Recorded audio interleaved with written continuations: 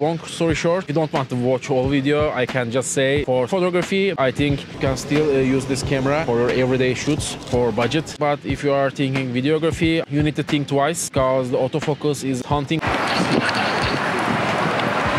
Also, it doesn't have in-body image stabilization. It's another key point.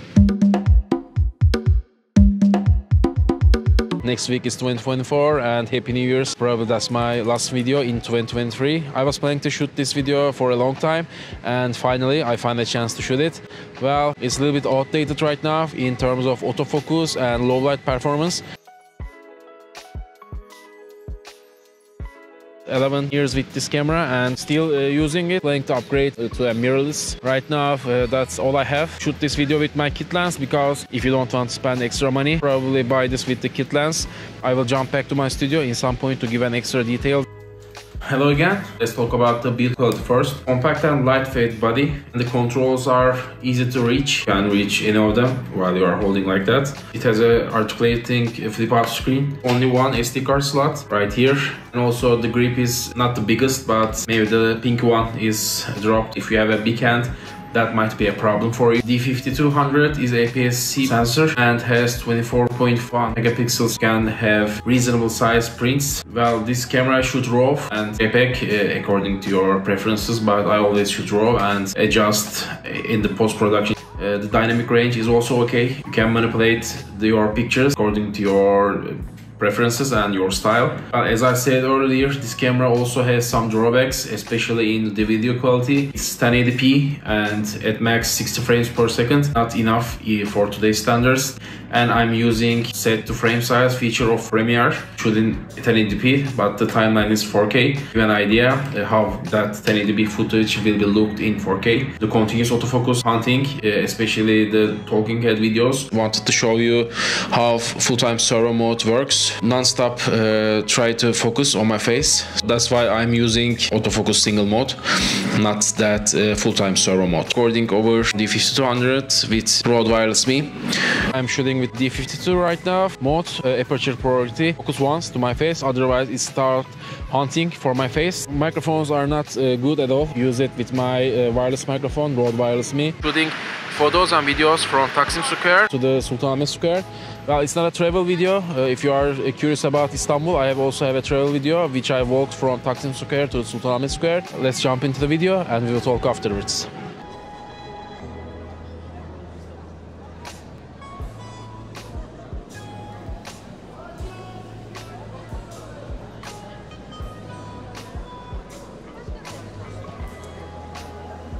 I'm reviewing it like a tourist today. I'm going to walk. On the way, I'm going to stop in 5 stops. So the like Galata Tower.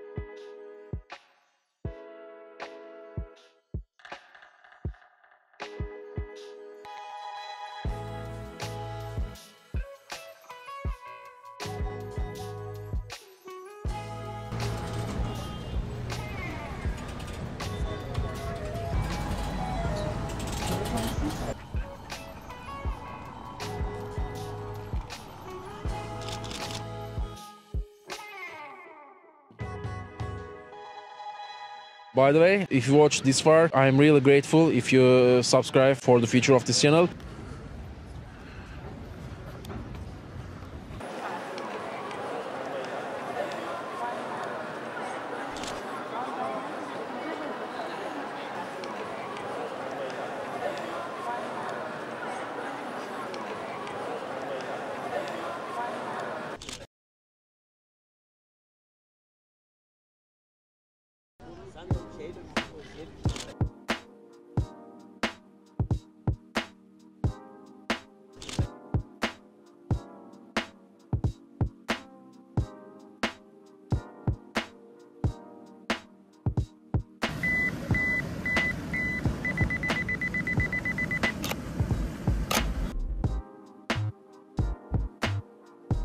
The only part I changed of this camera is eyepiece. Stock one is broken and I buy a magnified one from Nikon.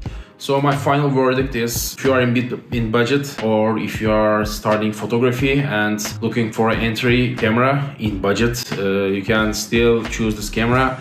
But if you are also thinking videography, I think you need to think twice and maybe you can look elsewhere. But other than that, for stills, I think it's still usable. I'm using with my other two lenses. One of them is Tokina 24-70 and the other one is 11-20 F2.8. The lenses are also important. If you are a beginner, I think that kit lens is 18-55 is still okay. So I'm using my iPhone 14 for my video works. I couldn't buy a mirrorless one yet, but I'm planning to buy in the future. If you subscribe, that will be really helpful for the future of this channel.